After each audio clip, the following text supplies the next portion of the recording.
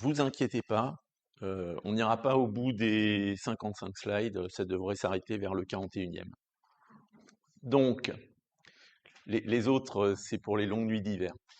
Euh, alors, c'est à voir comme un film d'horreur. On va voir plein de choses qui se passent mal parce que le but de cette école, c'est d'aller plus vite. Et la hantise qui doit nous faire frémir tous les jours, c'est est-ce qu'on n'est pas en train de calculer très vite des choses fausses? Donc, les estampes japonaises, en japonais, ce sont les images du monde flottant. Donc, c'est une parfaite illustration de ce qui nous attend. Nous rentrons dans le monde flottant et c'est un domaine qui est très bien, comment dire, visité depuis longtemps. Il y a un papier de David Goldberg de 91 où il y a l'essentiel de ce que vous devez savoir. Je me suis aventuré à en faire sur Archive une petite revisite avec des cas concrets. Je vais vous en présenter quelques-uns. On parlera de nombres, les réels, qu'on croit connaître, les décimaux, avec lesquels on a été élevé, payé, noté, et avec lesquels on mesure tout ce qui nous entoure, les binaires, là il y a déjà un petit choc, hein, et les nombres à virgule flottante, et c'est eux qu'on utilise. Après, il va y avoir de très longs transparents d'horreur, comme je disais, où les choses ne se passent pas comme prévu. Pourquoi? Comment? Erreur globale, erreur locale, composition des erreurs. Quelques heuristiques pour la précision. Souvent, on se trompe moins sur une approximation, et donc c'est toujours bon. L'approximation nous permet de comprendre ce qu'on est en train de calculer, donc de se faire en parallèle de notre calcul exact, ou discrétisé vers l'exactitude, mais de faire des approximations qu'on peut calculer d'une autre manière et donc avoir des erreurs différentes. On n'aura pas beaucoup de temps, je vais suggérer des choses sur la dimensionnalisation. Tout le monde ici est de formation scientifique, on connaît l'analyse dimensionnelle, on sait que c'est la bonne manière de faire.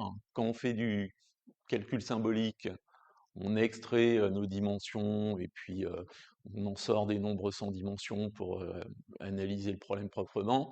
Dès qu'on commence à coder, hop, on oublie. Faut pas.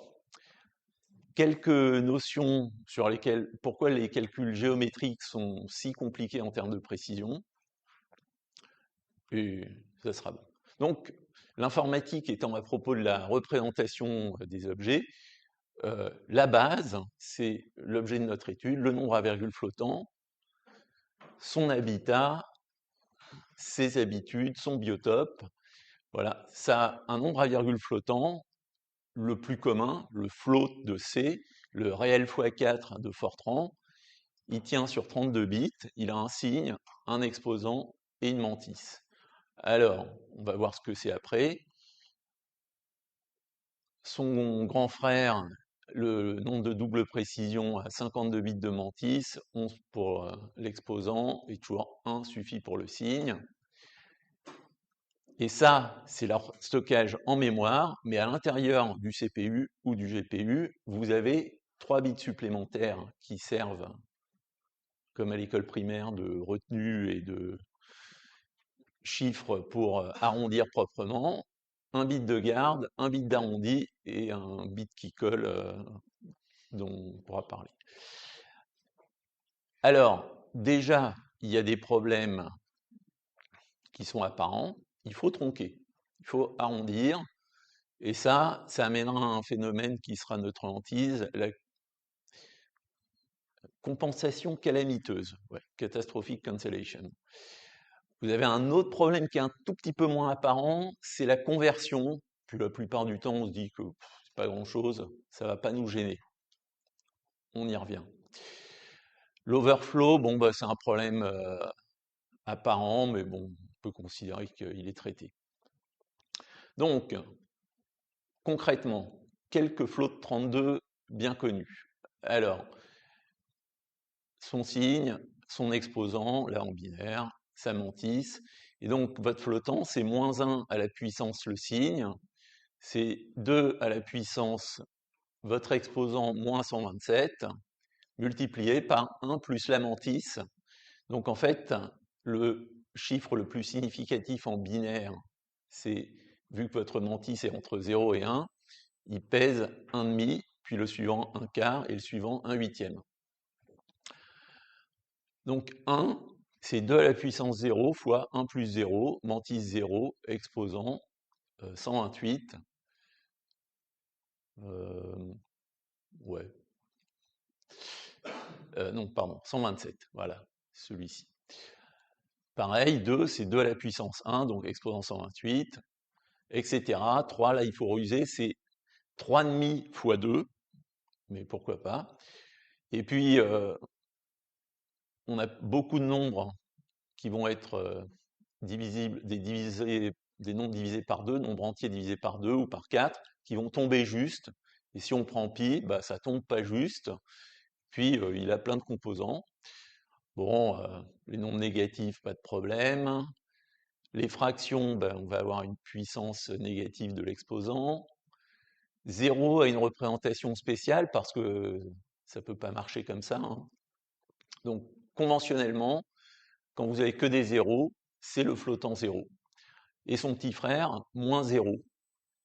Alors lui, on verra à quoi il sert. Il n'a pas toujours le comportement attendu. On s'attendrait à ce que racine de moins 0 soit not a number. Mais en fait, les gens des bibliothèques mathématiques n'ont pas voulu faire trop frustrant. Ils ont dit racine de 0 moins, c'est 0 moins. Ça se discute, il faut faire attention. Pareil, l'infini, c'est un nombre avec une représentation spéciale. Et puis, 3 nombres de représentation spéciale, c'est not a number. Et là, en fait, vous en avez toute une famille. Ce qui veut dire que tous les bits en XX qui sont ici, vous pourriez les utiliser pour passer un message sur la nature d'une âne. Oui, alors j'ai pas réussi le calcul, mais c'est parce que j'étais dans tel domaine, dans tel registre, voilà. Là, c'est sur des flottes, hein. Si vous étiez sur des doubles, vous auriez la place de passer plusieurs caractères d'information. Mais bon, personne s'en sert jamais. Un bit, toutefois, fait la différence. C'est la différence entre le NaN classique, un quiet NaN. J'ai pas réussi à faire le calcul, mais je passe NaN à l'étape d'après. Plus intéressant, c'est le signaling NaN. Quand lui, il sort, votre programme s'arrête. Et donc, c'est une très bonne idée, en Fortran par exemple, d'initialiser toutes vos variables à SNAN. Si vous vous en servez avant d'avoir mis quelque chose de propre dedans, le programme s'arrête. Ok, donc exercice, avec le lien qui est ici dessous, vous pourrez vous voir ce que ça donne, des nombres de votre choix, racine de 2, 1 plus racine de 5, etc. Pardon. Alors, le binaire, c'est pas très commode. Vous pouvez avoir envie de les afficher depuis du C. Donc, vous avez le format pourcentage %A qui vous affiche pour 1 fois 2 à la puissance 0. Ça marche. 2, c'est 1 fois 2 à la puissance 1. 3, c'est 1 plus 8/16 fois 2 à la puissance 1, etc. Donc, si vous avez des doutes dans un programme, généralement, comme vous affichez ce que vous venez de calculer en décimale, ça va être tronqué à une certaine taille, 6 en général. Et ça peut amener à des illusions, on a l'impression que c'est bon, mais finalement, il y a des détails qui passent sous le tapis.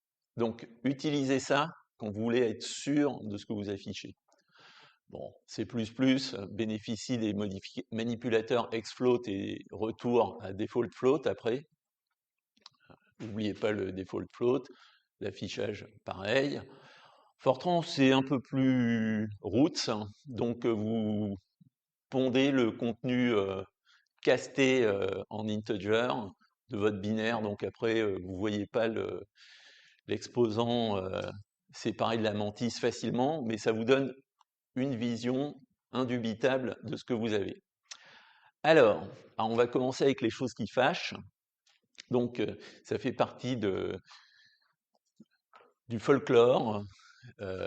est-ce que 0.1 plus 0.2 est égal à 0.3 pour l'ordinateur? Donc on va introduire des notations, on va avoir une somme de deux sigma de deux nombres A et B, et on va la comparer à un troisième nombre C, sachant que mathématiquement A plus B égale C, et on va même calculer delta, qui va être la différence entre cette somme et le nombre C. Et donc, suivant la résolution qu'on prend, en simple précision, déjà A, 0,1, si vous affichez tous les détails, il a un petit 1 qui traîne à la 8e décimale. 2, c'est un 3, et là, 3, c'est un 0,12. Mais quand vous faites la somme de ces deux choses qui ne sont pas la bonne représentation, vous arrivez sur la fausse représentation de ce qui est la somme. Donc, votre somme est fausse, mais égale à la conversion de 0,3, il n'y a pas de delta. Alors, en double précision, c'est pire, parce que les sommes fausses de représentation, la fausse somme de représentation fausse, donne un résultat différent de la représentation fausse de la somme. On a tout perdu. La double précision étendue, ça c'est pour les maniaques qui veulent bénéficier de 64 bits de mantis. Donc là, c'est pas vectorisable. Ça remarche, mais bon, on sent que c'est un coup de bol. Donc, il y a des décimaux qui ne sont pas des nombres binaires. Je vais revenir sur la définition de décimaux et binaires. Et donc, la conversion d'un nombre décimal vers le binaire requiert un arrondi. Et en fait, un cinquième, c'est comme un tiers en base 10, ça tombe pas juste. 0,2 en base 10, ça fait 0,0, 1,1, 0,0, 1,1, 0,0, etc. ad infinitum. Donc, quand vous l'arrondissez sur les 23 bits de résolution de la mantis, vous pouvez l'exprimer comme cette fraction, quelque chose divisé par 2 à la puissance 26, et donc, forcément, ça tombe pas juste. Mais ne revenez pas de cet exposé avec l'idée que ouais, l'ordinateur il fait n'importe quoi, les calculs on ne peut pas leur faire confiance, les entiers ça marche. Bon, alors ils ont d'autres problèmes, mais comme disait Kronecker, Dieu a créé les entiers, tout le reste c'est une affaire d'homme. Donc on a les décimaux, c'est-à-dire un entier divisé par une puissance de 10. Et c'est hardcodé chez chacun d'entre nous. Et les binaires sont pas tellement différents. C'est un entier divisé par une puissance de 2. Donc au passage, tout ce qui est puissance de 5 inverse passe à la trappe, et c'est ça qui nous a créé des déboires. Donc tous les binaires sont des décimaux, l'ensemble est inclus. Mais tous les décimaux ne sont pas des binaires, c'est ce qu'on vient de voir. Alors, si vous voulez faire des calculs financiers, bien sûr, vous n'utilisez pas les flottes. À la limite, vous avez des entiers pour compter les centimes, ou vous utilisez des bibliothèques spécialisées de nombres à virgule flottantes décimales, mais ok, personne ne fait de calcul financier, on est bon.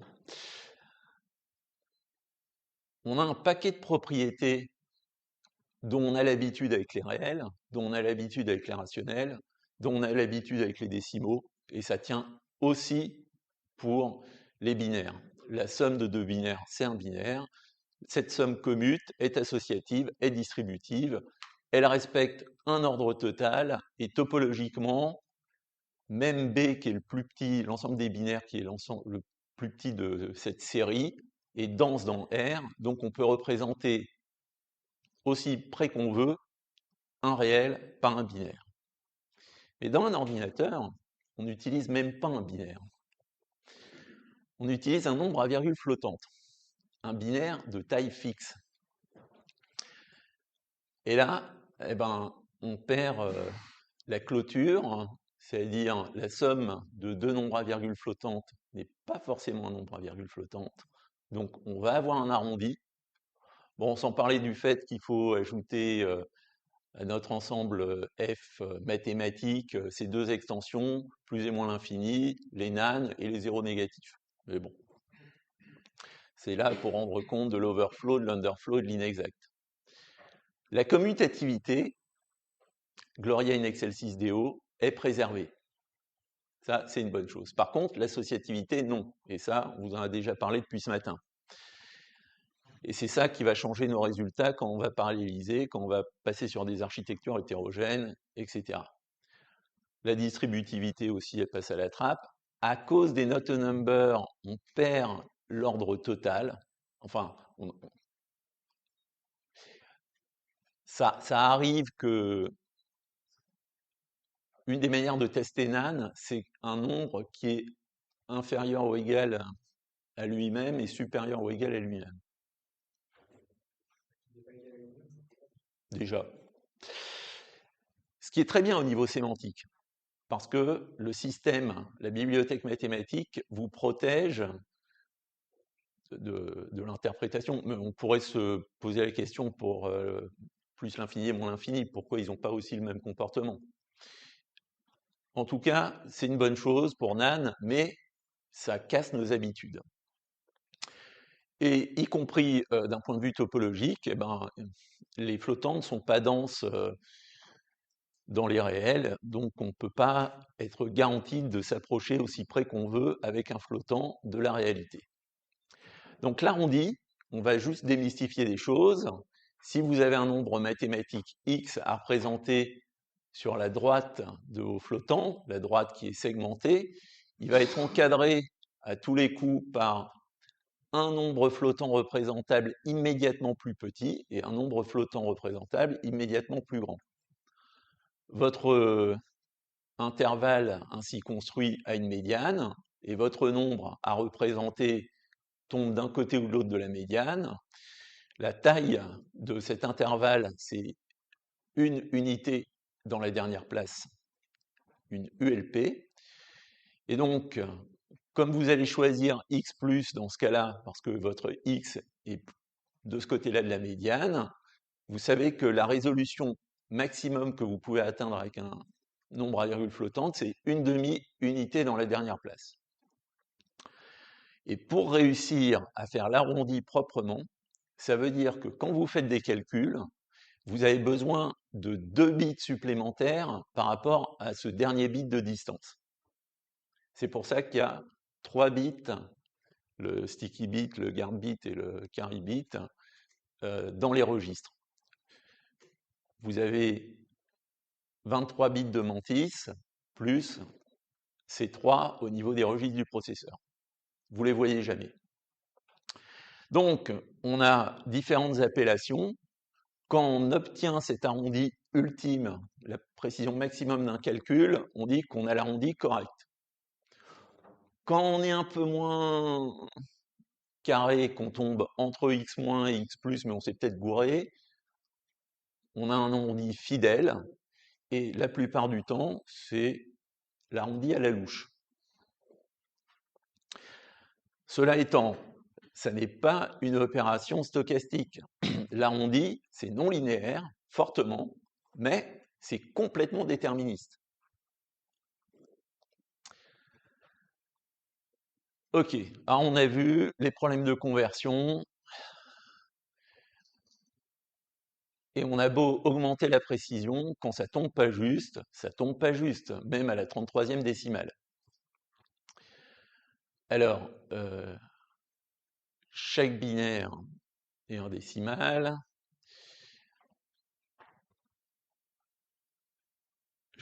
Tous les décimales sont pas binaires, donc là, il faut se faire une raison. Mais on pourrait se dire, ok, tous les binaires, par contre, c'est des décimaux, donc on va pouvoir toujours afficher la bonne représentation décimale d'un binaire. Le problème, c'est que ça nous induirait en erreur, ça nous donnerait l'illusion d'une précision qu'on n'a pas. Si vous voulez coder 1/8, ça tient sur 3 bits de mantis. Donc c'est 0,001 en base 2. C'est-à-dire en base 10, c'est 0,125. Donc vous avez un chiffre significatif en binaire, est-ce que vous en avez 3 en décimale? Bon, ce qui va se passer si on avait un format, peut-être du FP8 d'ailleurs, c'est que au niveau de l'affichage, vous arrondiriez à 0,1. c'est le nombre décimal le plus proche de 0,125 qui soit pertinent dans ce cas-là. Vos affichages vers le décimal, vos printf, vos write, vos cout arrondissent pour avoir le moins de chiffres à l'écran. Gardez seulement un écart qui est pertinent. C'est-à-dire, si vous étiez limité à 3 chiffres décimales, la prise en compte du 0,02 de 0,125 n'aurait aucun sens. Ça serait comme si vous aviez 3 chiffres décimaux de plus, 3 chiffres binaires de plus. Corollaire, il faut éviter les allers-retours entre binaires et décimaux. Quand vous avez produit le résultat d'un calcul, stockez-le dans un format binaire. Après, vous pouvez toujours l'afficher en décimal pour les beaux yeux du client, mais si vous réutilisez le résultat décimal, vous allez le reconvertir en binaire avec une bibliothèque potentiellement différente. Ça ne va pas jouer sur beaucoup d'erreurs, mais vous introduisez un cycle de conversion, déconversion, reconversion, donc à éviter.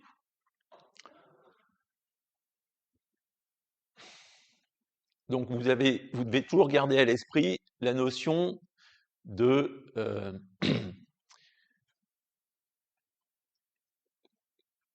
quelle est l'erreur que je peux introduire en changeant ma formulation du calcul d'une autre manière. Donc on a dit ce matin que ça valait le coup parfois de remplacer une division par une multiplication par l'inverse quand on connaît l'inverse à l'avance, quand c'est l'inverse d'une constante.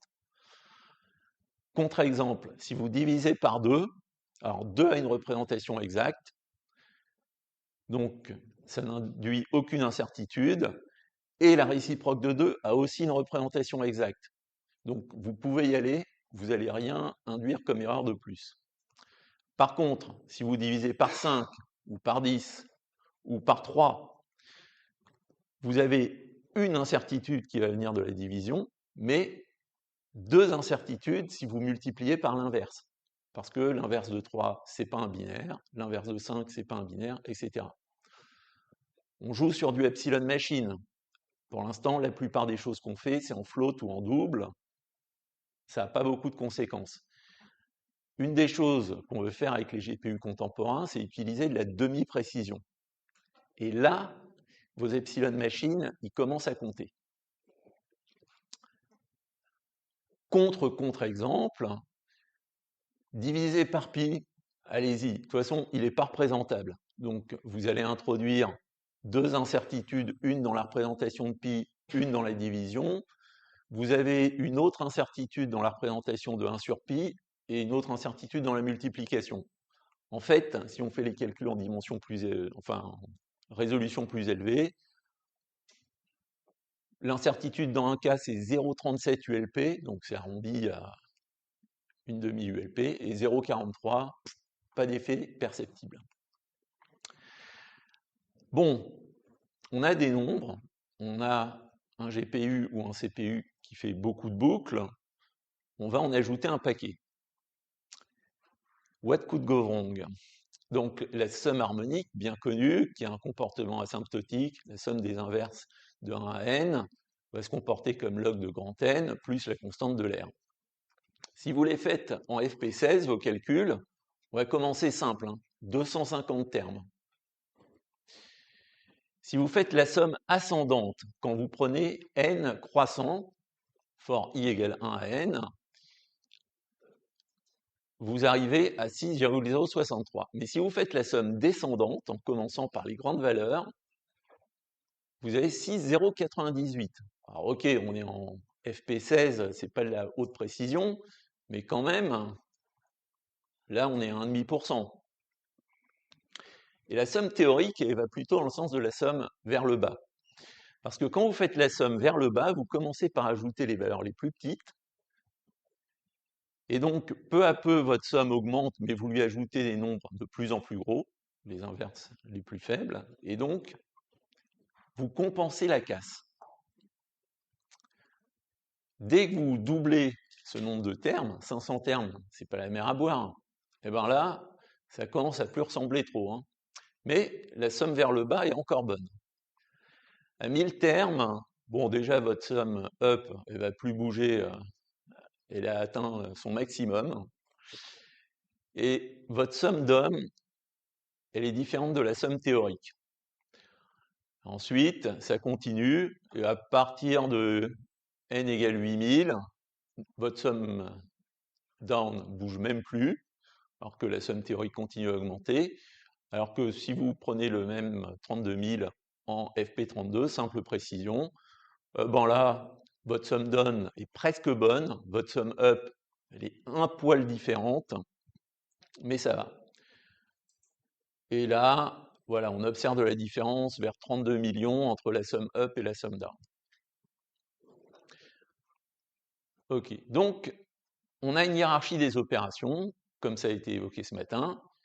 D'abord, il y a les opérations arithmétiques, plus, moins, multiplier, diviser et les puissances entières.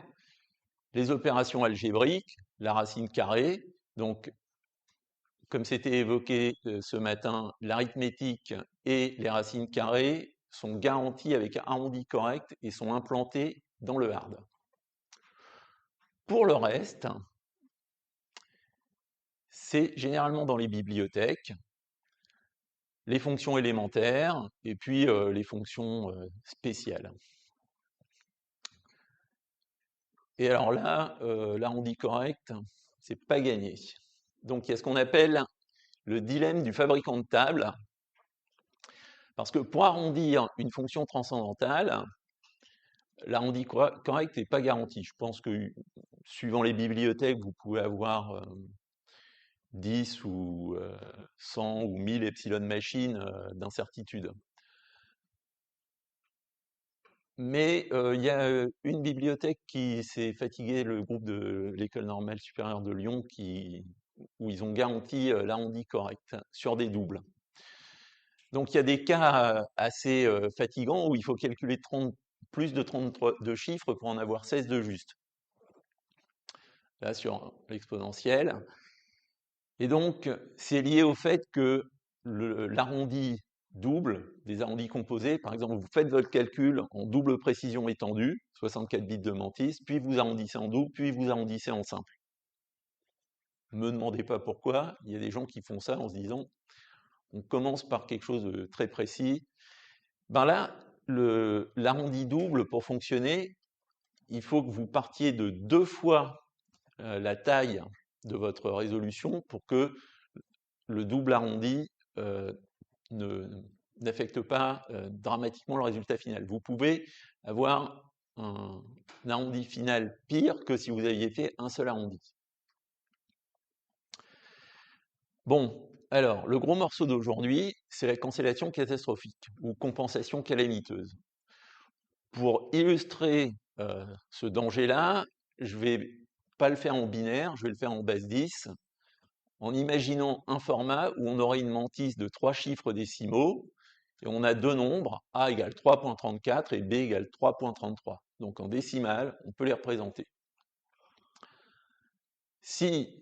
Alors, cette opération entourée d'un petit rond, c'est une soustraction suivie d'un arrondi, parce qu'on a des nombres à virgule flottante, donc il y a toujours un arrondi à la fin. Donc, avec vos deux nombres, si vous faites une différence dans cet ordinateur avec ce format particulier, vous aurez 0,1. C'est une cancellation, c'est une réduction de la précision relative, parce que vous n'avez plus qu'un chiffre significatif, mais c'est une cancellation bénigne, parce que le résultat à virgule flottante tombe juste. Coup de bol, vous allez me dire. Maintenant, si avec les mêmes nombres, vous faites la différence des carrés, alors mathématiquement, c'est 6,67, 10 moins 2, donc, pardon.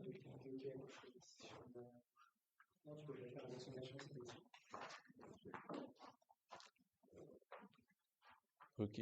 Hop. Donc, si vous faites la différence des carrés, 6,67, 10 moins 2, bah, ça tient dans la mantis, vous avez trois chiffres. Donc, il y a une représentation exacte du résultat. Par contre, si vous procédez au calcul multiplication avec arrondi, multiplication avec arrondi et soustraction, vous tombez sur un résultat où il y a 50% d'incertitude relative, 333 unités in the last place, aucun chiffre de correct. C'est ça qu'on appelle une cancellation catastrophique. Vous avez perdu le sens du calcul. C'est ça après quoi on court. Quand est-ce que ça se passe? Combien de chiffres sont perdus? Il n'y a pas une exception du processeur du FPU pour vous le dire. On a des exceptions qui vont nous donner résultat inexact. Elle sera activée dans ce sens-là. Vous allumez jamais exception inexacte dans un calcul. Sinon, votre programme il s'arrête à chaque instruction. C'est vraiment pour quelques cas particuliers de calcul parfaitement dosés mathématiquement. Donc, ça peut nous tomber sur le rable si on n'est pas éduqué. Et c'est pour ça que je vais vous promener dans une galerie de cas abominables. Est-ce qu'il y a une première solution? Oui. Si vous factorisez votre calcul, a plus b facteur de a moins b, vous tombez juste. Ça, c'est une première piste à suivre. Donc, avant de m'accompagner dans ce voyage d'horreur, The Right Way Trademark, la première chose à retenir, c'est dès que possible, on utilise des expressions factorisées. Attention, on peut trouver des cas où l'expression factorisée va se comporter moins bien. Mais en général, c'est une bonne solution. Ça se passe dans quel cas concret? On fait des simulations statistiques, donc on calcule des moyennes et on calcule des variances. Quand vous calculez une variance, vous avez une différence entre une somme de carrés et un carré de somme dans le désordre.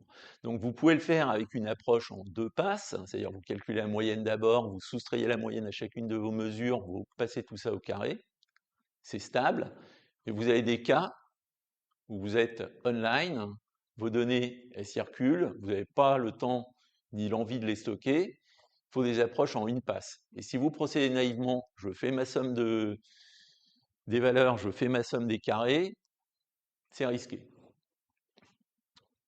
Dans une expérience au CERN que je ne nommerai pas, j'ai vu ça. Bon, heureusement, on s'est rattrapé parce que quand vous avez une racine de variance négative, ça vous réveille. Donc, vous pouvez, à défaut d'avoir la vraie moyenne, faire un shift arbitraire de vos données pour limiter la casse, c'est moins parfait. Et puis, il y a des algorithmes une passe comme celui de Welford, et ça coûte un peu plus cher. Alors, les calculs typiques qu'on va avoir dans nos programmes, il faut déjà les délimiter. On peut avoir des dot products, donc des sommes potentiellement longues de produits. Donc, on a déjà vu le problème des sommes longues. Des produits de convolution, mais c'est un dot product à l'envers. Des transformés de Fourier, c'est lié. Des produits de matrices qui sont des matrices de dot product. Donc, on sent que là, il y a un thème. Et comme c'est quadratique par essence, eh ben on va avoir potentiellement le problème qu'on évoquait tout à l'heure sur la cancellation catastrophique. Donc il faut, c'est pas seulement le cas où on a des dot products qui sont des sommes de positifs, mais on peut avoir des sommes de positifs et de négatifs et donc avoir des cancellations catastrophiques. Malheureusement, on ne peut pas factoriser dans ce cas-là, pas en général, et donc il y a d'autres ruses, utiliser des précisions mixtes, utiliser l'opération fuse, multiply and accumulate. On peut s'en servir directement ou pour extraire la composante de degré supérieur de votre produit. Et puis, il y a les algorithmes de Kahan et il y a 15 autres algorithmes de somme compensée avec des cas particuliers pour les sommes de même signe et les sommes de signes alternés ou complètement aléatoires. Donc, ce qu'on a vu sur la somme harmonique, c'est que trier peut parfois être une solution. Mais on a vu avec les FP16, malgré tout, c'est une solution qui a ses limites. Ok, autre exemple trivial, comment pourrait-on avoir un problème avec une bête équation du second degré? Et depuis le lycée, où on l'a vu, moins b plus ou moins racine de delta, en fait, on n'est pas préparé au cas où il y a une catastrophic cancellation, parce que ici, vous avez la somme de deux choses qui peuvent être de signes distincts. Donc, si vous voulez éviter ça, vous utilisez la somme qui est de signes constants.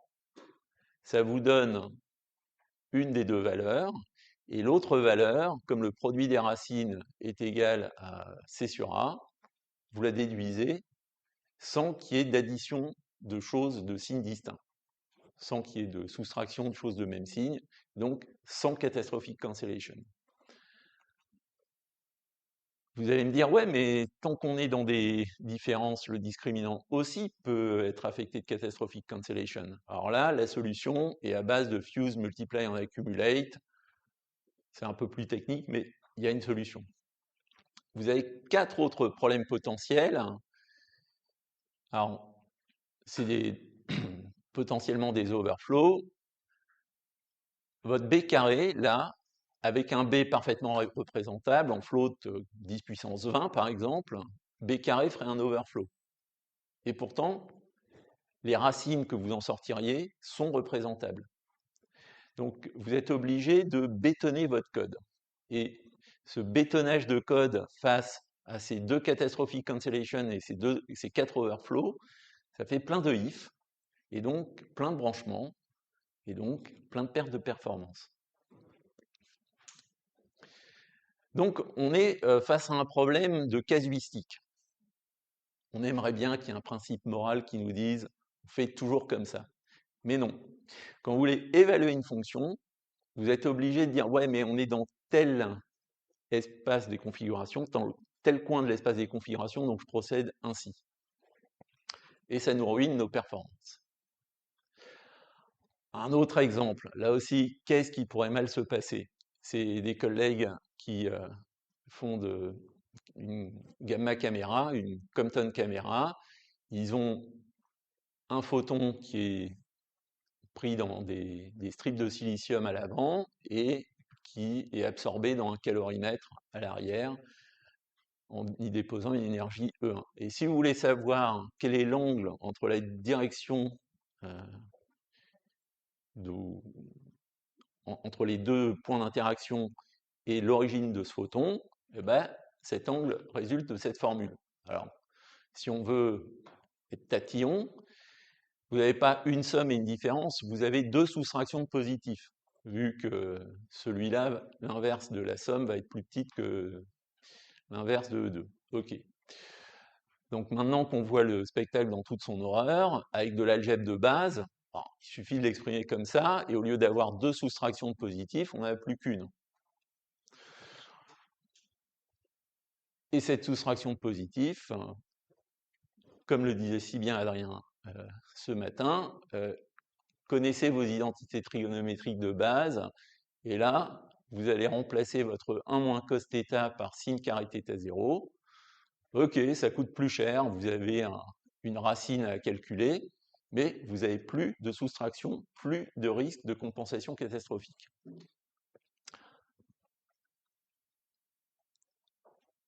Où est l'entourloupe?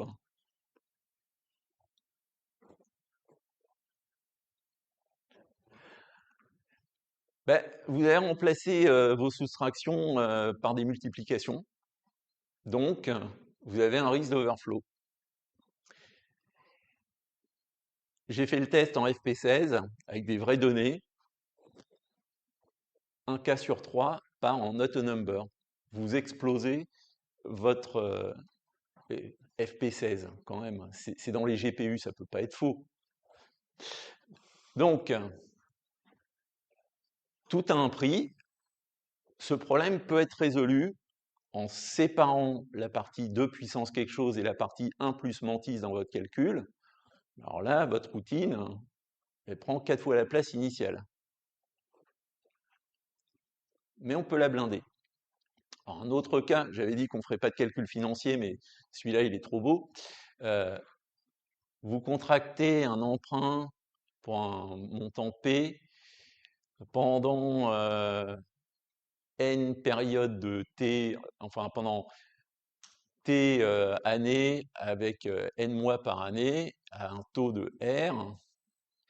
Et donc, pour connaître les intérêts que vous allez payer à votre sympathique banquier, eh ben, vous soustrayez P de ça. Et donc, ça se factorise. Et vous vous dites, bah, je vais le calculer avec la fonction mise à la puissance. Et à la limite, si on est dans un langage qui n'en disposait pas, on se dirait, on prend l'exponentielle de nt fois le log et ça fait comme Pau. Alors, première chose, ne le faites pas. Ne le faites pas parce que Pau calcule jusqu'à 61 bits de résolution en double, spécialement pour nos beaux yeux, même si à la fin il va en avoir que 53. La fonction mise à la puissance est très casuistique, mais elle fait bien les choses. Ensuite, bon, vous pouvez prendre exp2 plutôt que exp, il va un peu plus vite. Mais alors, ne faites encore moins cette deuxième ligne. Ça, c'est pas bon, mais c'est moralement justifiable. Celle d'en dessous, il faut pas. Les gens sont fatigués à vous fournir une fonction log 1 plus qui remplace log de 1 plus quelque chose par ceci. Et c'est la bonne manière de faire cette première partie du calcul. Mais ce n'est pas tout. Il faut utiliser aussi la fonction exp machin moins 1, expem moins 1. Là, vous êtes à l'abri des taux d'intérêt de la Fed prises au jour le jour. Voilà. Alors, ici, c'était pour une certaine série arithmético-géométrique. A priori, ça ne sert pas que en finance. Des croissances, on en observe ailleurs. Donc, gardez ça en tête. Autre cas d'horreur, la formule de calcul de la surface d'un triangle à partir de ses longueurs A, B et C. Donc, c'est beau comme une formule de physique théorique. S égale la racine de P fois P moins A fois P moins B fois P moins C. La symétrie est parfaite. P, c'est le demi-périmètre du triangle. C'est symétrique, mais c'est numériquement instable. Surtout quand vous avez un triangle dit en épingle. Quand le petit... quand une... Voilà, exactement. Donc, William Kahan, le chef, dit si vous réétiquetez vos côtés de sorte que A soit le plus grand et C soit le plus petit, si vous calculez comme ça en respectant l'ordre des parenthèses, vous êtes à l'abri. Vous êtes à l'abri des cancellations catastrophiques. Je vous invite à voir son article où il donne beaucoup d'exemples numériques. C'est édifiant. Ça marche pour les surfaces, vous avez des formules analogues pour les angles au sein d'un triangle avec les mêmes problèmes. D'où ça vient? Alors bon, cette formule, elle est moins jolie, on ne va pas la retenir aussi facilement, mais elle est beaucoup plus robuste. D'où elle vient? Enfin, les deux formules d'ailleurs viennent de cette expression avec un déterminant dedans, comme souvent les expressions en géométrie. Et cette origine déterminantale est à l'origine du problème. Donc, personne n'évaluerait un déterminant avec la règle qui alterne les produits suivant. Non, vous allez utiliser une bibliothèque d'algèbre linéaire qui va vous faire du pivot de Gauss, éventuellement en intervertissant non seulement les lignes, mais aussi les colonnes pour avoir la précision ultime, jamais en calculant un déterminant. Quand vous utilisez ces formules, c'est comme si vous utilisiez la formule d'alternance des produits, et c'est pour ça que ça coince. Donc, je vous recommande cet article. A priori, on pourrait peut-être s'en servir aussi pour l'aire d'un quadrilatère cyclique, dont celle-ci n'est qu'un modeste cas particulier, puis un autre cas où ça peut marcher. Alors Kahn a poussé le cas à la dimension d'au-dessus pour le volume d'un tétraèdre. Donc la factorisation est un peu sauvage, mais ça nous dit que quand on veut de la stabilité numérique, la factorisation, ce qu'on évoquait tout à l'heure dans la constellation catastrophique, peut marcher. Alors, le cas est optimum en termes de précision ici quand vous choisissez des combinaisons dans lesquelles 9 des 12 côtés sont les plus grandes, voire l'article. Mais bon, obtenir ce genre de factorisation, c'est pas trivial. Là, c'est une formule. A priori, on ne l'aura pas dans la vie quotidienne pour nos problèmes.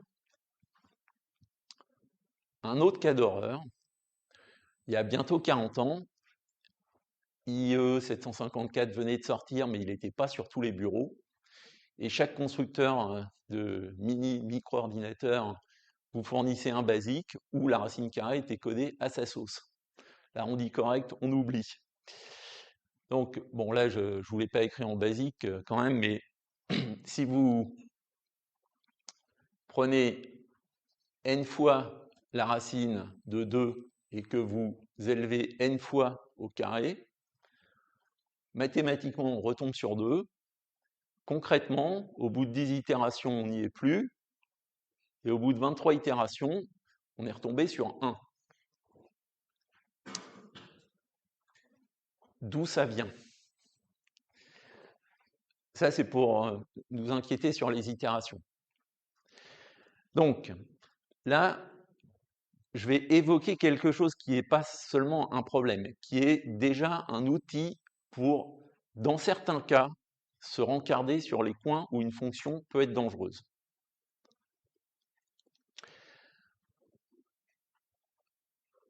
On est fondamentalement linéaire. On se dit que si je me gourde de epsilon dans l'argument, je ne vais pas me gourer de beaucoup plus que quelques epsilon à la sortie. Ben non. Et le moyen de mesurer cette sensibilité relative d'une fonction aux fluctuations de son argument d'entrée, ce qu'on appelle le nombre de conditions, c'est la valeur absolue de l'élasticité relative de votre fonction. C'est-à-dire pour une fluctuation relative du résultat, en partant d'une fluctuation relative de l'entrée, comment ça se comporte? Donc, à la limite, c'est une dérivée doublement logarithmique. Donc, c'est sans dimension, c'est un nombre pur. Pour les lois de puissance, si vous calculez ce kappa, eh ben, les lois de puissance sont les fonctions avec un nombre de conditions uniformes. Si kappa égale 1, vous avez une fonction linéaire, quel que soit le coefficient c. Si kappa égale 2, vous avez une fonction quadratique, etc. Et donc, vous pouvez interpréter le log à base 2 de kappa, je vous passe sur la démonstration, comme le nombre de bits de résolution perdus dans le meilleur cas si on a un arrondi correct.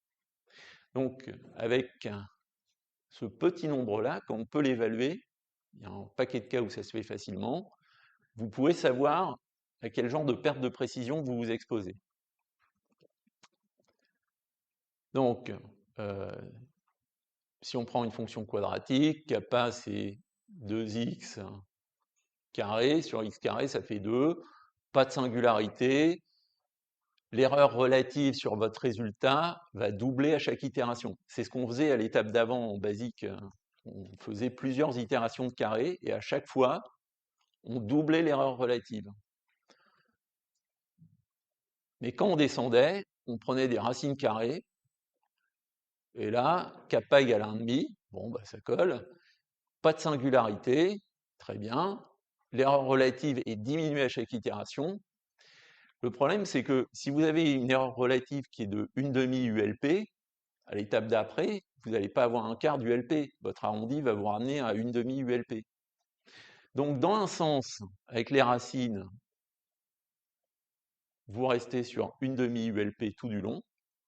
Et quand vous êtes faux d'une demi-ULP, avec 23 passages au carré, vous transformez en 1,5 fois 2 puissance 23.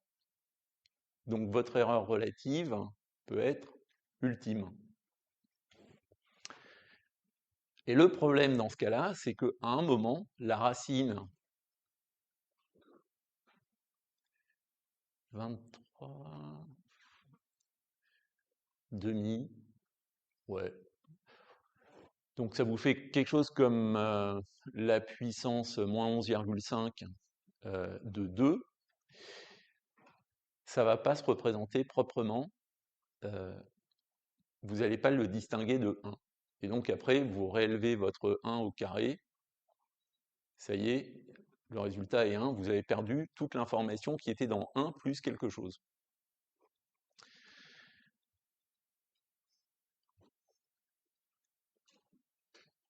Ça va?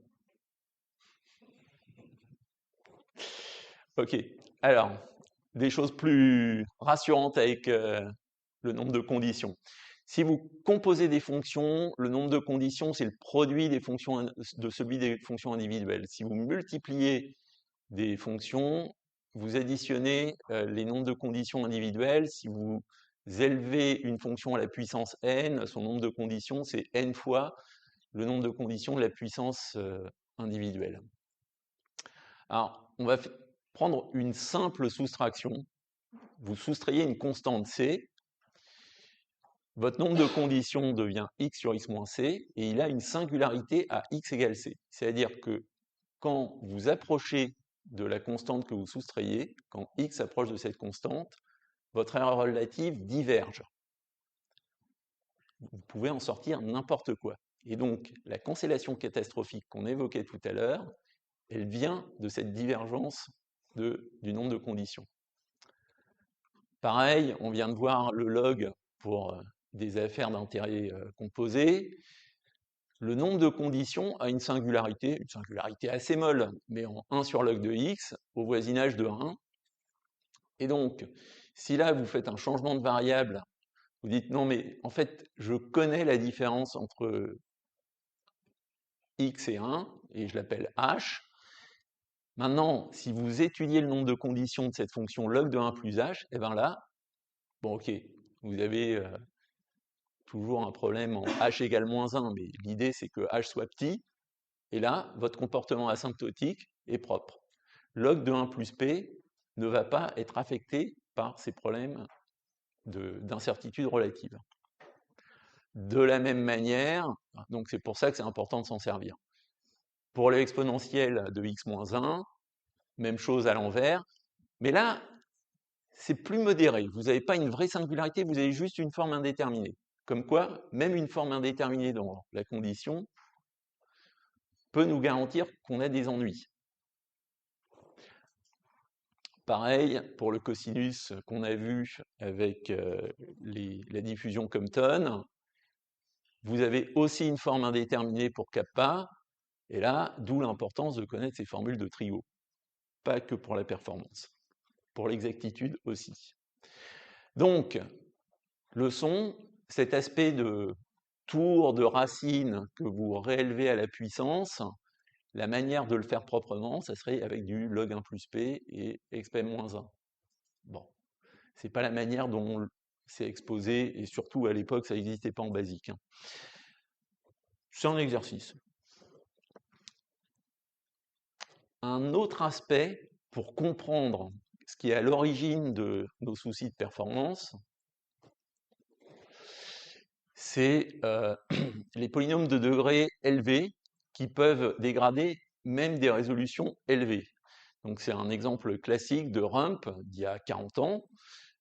Donc rien de nouveau sous le soleil. Vous avez un polynôme qui grimpe au degré 8. What could go wrong? Alors en flottant, avec les x et y donnés, qui sont en plus des entiers, parfaitement représentables dans n'importe quel des formats flottants que je vous affiche ici. J'ai pas encore essayé en FP16, mais ok, je vous le dirai demain. Donc, 6, 10 puissance, moins 6, 10 puissance 29. En double, ça n'a rien à voir. On a perdu 8 ordres de grandeur. En étendu, on a encore perdu des ordres de grandeur et on a changé de signe. Bon, pas en quadruple alors. En quadruple, ah ouais, là on a perdu 18 ans, 17 ordres de grandeur. On reste en positif. Oh, on doit tenir le bon bout. Alors le résultat exact, c'est un négatif et il vaut moins 0,8. Des 82 machin, et là ça c'est sa forme complètement exacte, sous forme d'une petite fraction avec des entiers, même pas des entiers 16 quoi. Voilà. Les erreurs d'arrondi nous foutent dedans, d'un bout à l'autre. Comment est-ce qu'on pourrait les contrôler? Alors, quelle est la taille du format qui serait nécessaire pour un petit peu régler les choses? Donc, vous avez y qui est un peu plus gros que 2 puissance 15, x qui est un peu plus gros que 2 puissance 16. Vous avez des y à la puissance 6 fois 15, 90. Là, on a 8 bits de plus, 98. Mais là, ouais, y6 fois x2, donc 32 plus, j'ai dit 90, 122. En fait, si vous multipliez ça par 4, que vous réservez le x plus sur 2y rationnel pour la fin, vous avez un polynôme entier, et si vous utilisez des réels sur 128 bits, des entiers sur 128 bits, vous pouvez faire le calcul exact, et après vous ajoutez le petit morceau. Voilà. Donc, c'est un calcul qui pourrait se faire en entier, et on le foire complètement en flottant.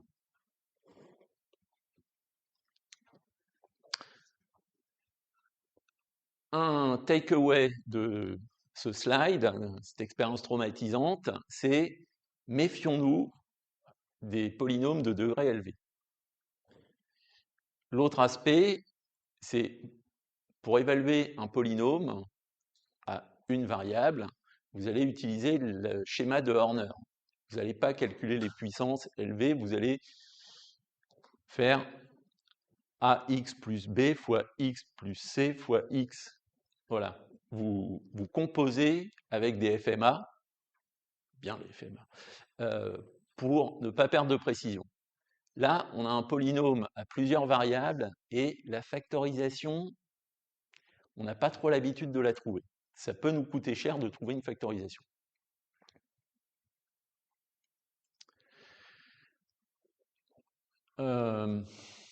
Ok. Quand on a des problèmes avec les puissances, les lois de puissance nous permettent de séparer le comportement asymptotique de notre formule et les petits détails. Quand vous avez une équation de mécanique des fluides, vous allez sortir les longueurs caractéristiques, les masses caractéristiques, les vitesses caractéristiques, ça va vous sortir un nombre de Reynolds, et tout le reste va être de l'ordre de 1. C'est ce qu'on souhaite. Si au lieu d'être 77 000, notre x de tout à l'heure avait été adimensionné proprement, on aurait peut-être récupéré les morceaux.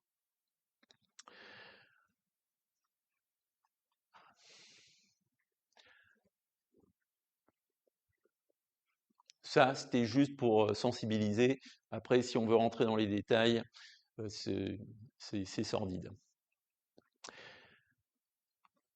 Un de mes petits favoris, c'est j'aime bien les complexes.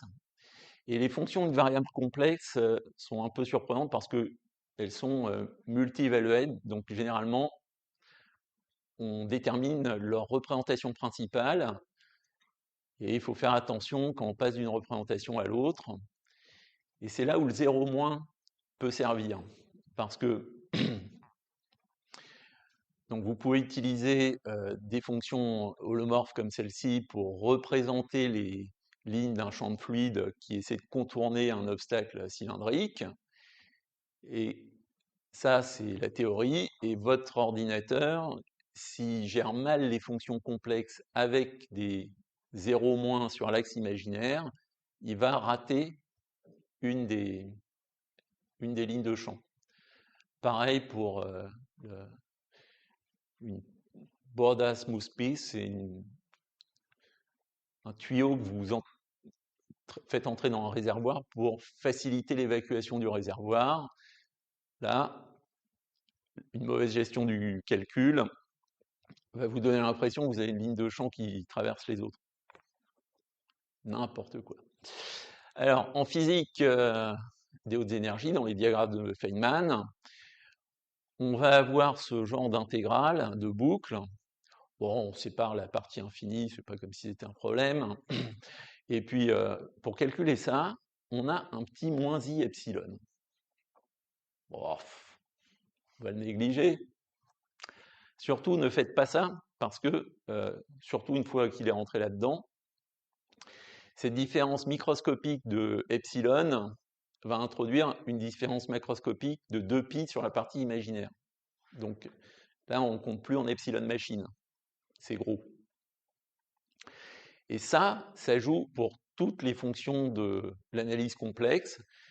Il faut se renseigner sur comment la bibliothèque de nombres complexes qu'on utilise a implémenté les branch cuts, les coupures dans le plan complexe de votre fonction, et comment ça interagit dans le calcul que vous faites. Bon, on a vu beaucoup de problèmes.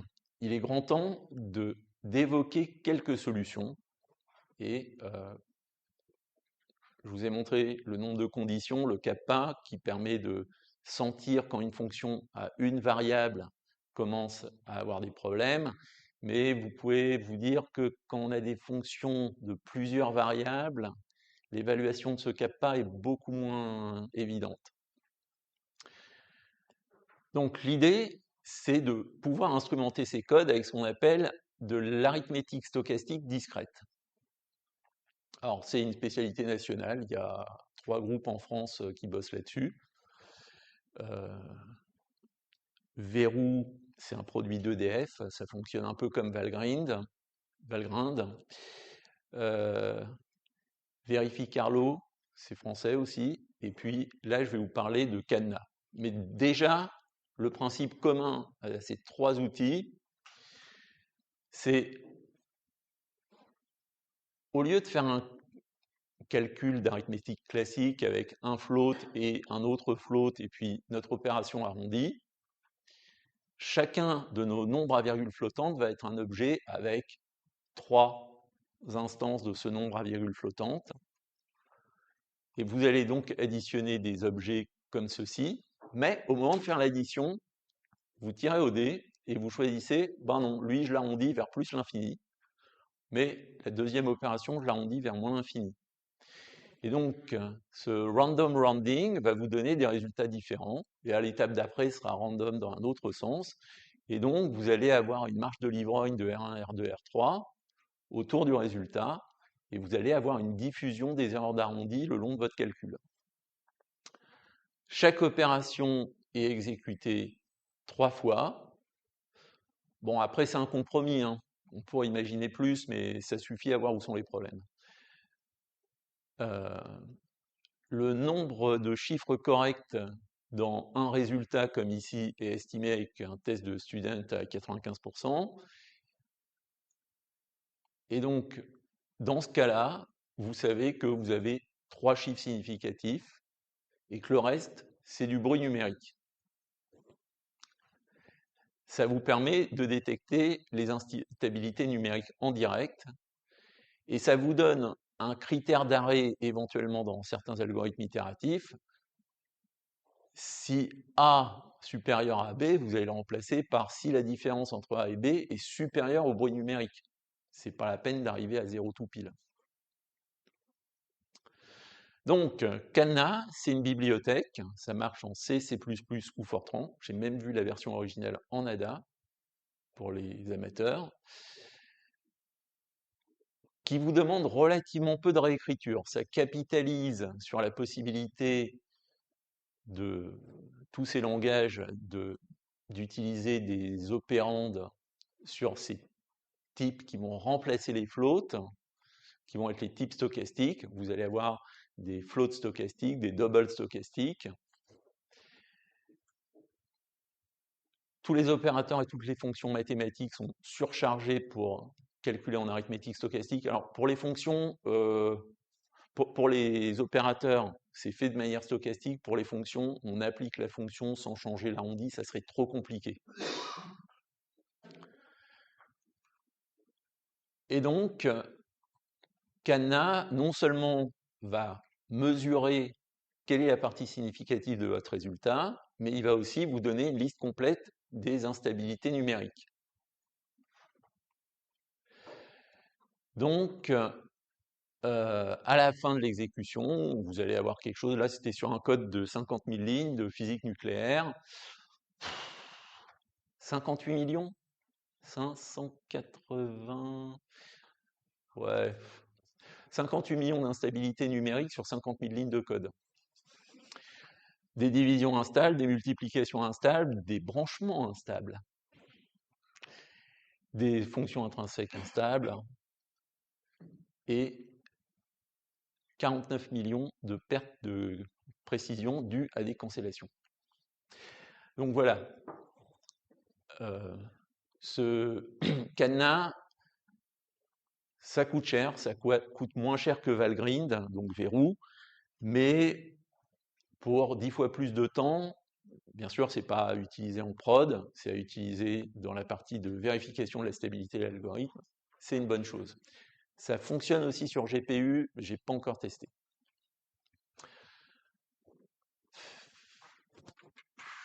Ouais. Je vais pas déborder là-dessus sur la minimisation, qui est quand même une de nos activités quotidiennes. Mais pour garder une image simple, lorsque vous minimisez quelque chose, lorsque vous faites un fit, par exemple, la précision sur les paramètres du fit ne peut être que la moitié de la précision avec laquelle vous évaluez votre fonction de coût. Donc, à garder en tête. Et ça, c'est juste pour dire du mal des réseaux de neurones qui sont des minimisations à l'échelle. Alors, non, c'est pas pour avoir une guerre avec les neuronistes. La plupart des gens font du réseau de neurones pour des choses sérieuses où il s'agit de classifier entre différents résultats. Et là, à la fin, si vous n'avez pas beaucoup de précision, l'important c'est que la combinaison choisie soit déterminée, elle est à 90%, vous n'avez pas besoin que ça, et puis les autres sont à 10%, ok, c'est bon, vous n'avez pas de problème de précision. C'est attention dans le cas où on voudrait utiliser des réseaux de neurones pour faire un calcul, sous prétexte que ça va plus vite, là, on se prend ça en pleine face.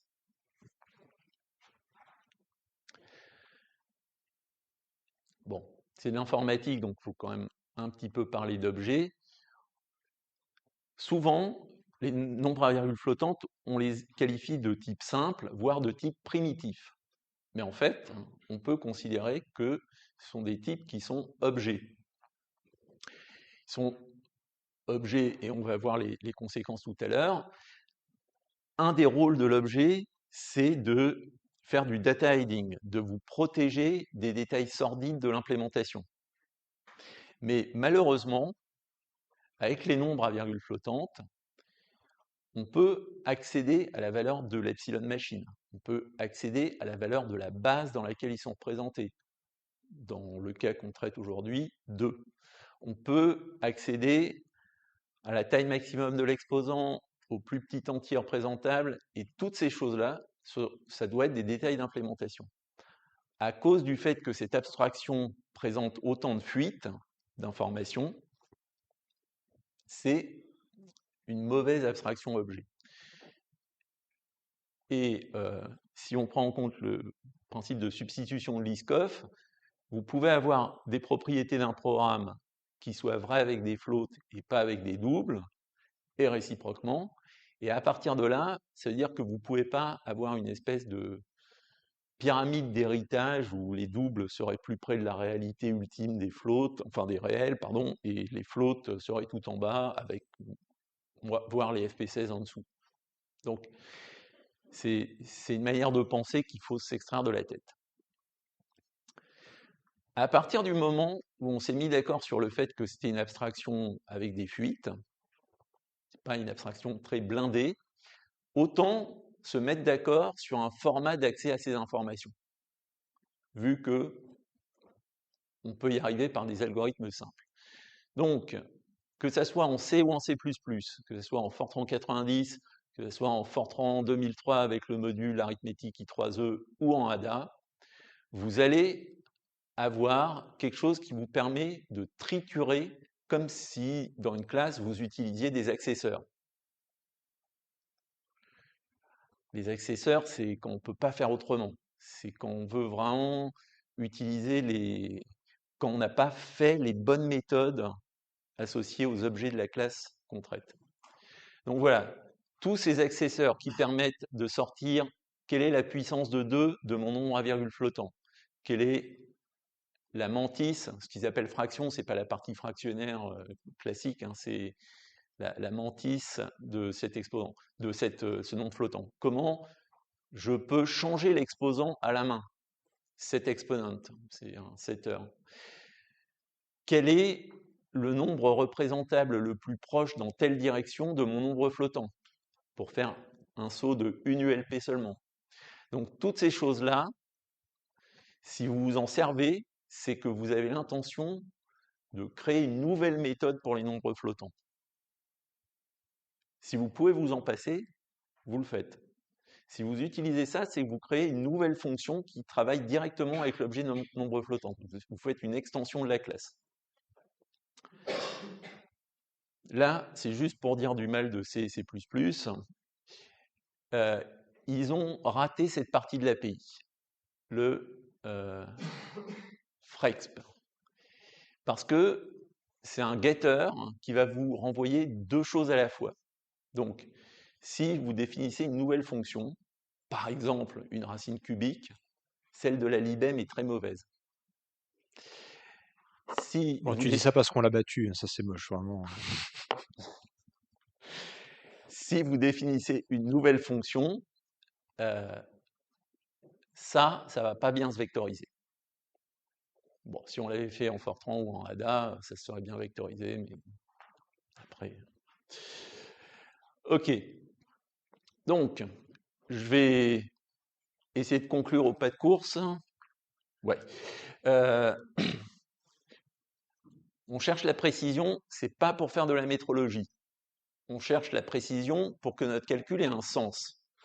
On cherche à être le plus précis pour éviter les cas où on va avoir un bug, un comportement inattendu et non souhaité. Et même pas imaginé. Donc, quand on travaille dans le paradigme fonctionnel, on essaie de s'approcher des fonctions mathématiques et la plupart du temps, ça veut dire on pense aux aspects pureté qui ont été évoqués ce matin, mais une fonction mathématique, elle cherche aussi la totalité, elle est expansionniste. On devrait pouvoir la calculer pour tout argument de son domaine de définition, quitte même à agrandir son domaine de définition, comme quand vous avez une fonction comme le sinus cardinal, vous le définissez de force en 0, ça vaut 1, même si c'est indéterminé. Si vous ne levez pas l'indétermination, vous prenez un âne. Vous pouvez aller jusqu'à de la continuation analytique, la factorielle, vous en faites la fonction gamma, et la fonction gamma, vous en faites une version holomorphe définie sur tout le plan complexe. Pareil pour la fonction zeta de Riemann, vous pouvez la définir presque où vous voulez. C'est cher, mais bon. Ensuite, ça nous pose ces questions de sémantique du calcul. C'est-à-dire, avec les valeurs exceptionnelles, on peut avoir une forme de totalité faible. C'est-à-dire, ça va toujours vous donner un résultat. Il va être relativement pertinent. Log de 0 égale moins l'infini, ça correspond à la limite mathématique, on peut dire que c'est correct. Log de moins 1 égale nan, est-ce que c'est mathématiquement correct? Si on comprend que nan, ça veut dire not a real number, ok, c'est correct. Mais sinon, on pourrait y attribuer plusieurs représentations complexes.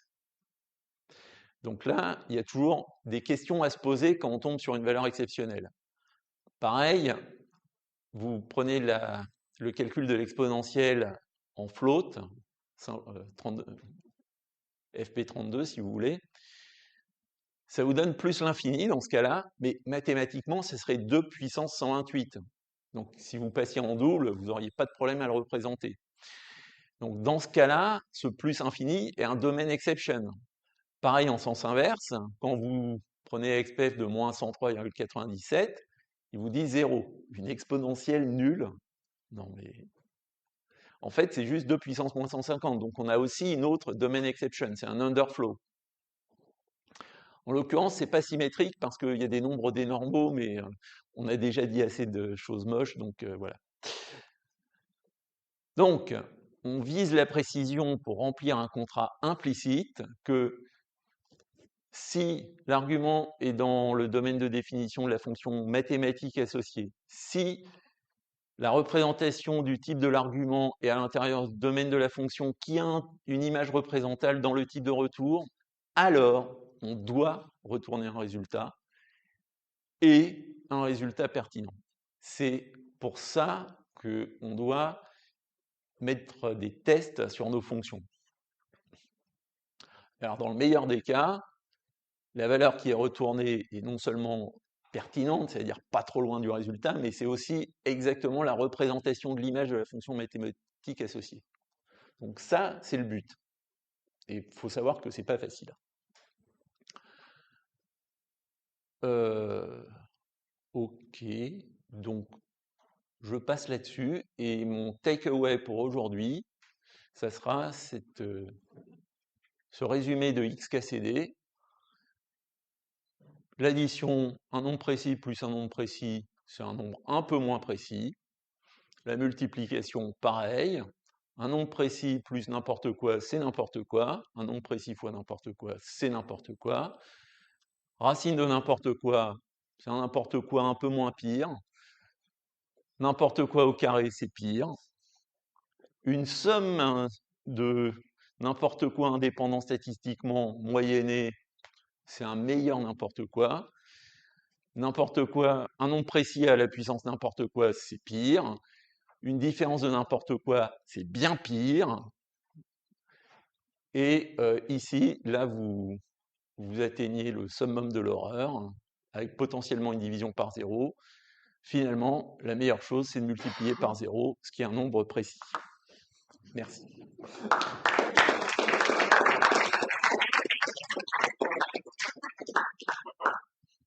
Est-ce que vous avez des questions?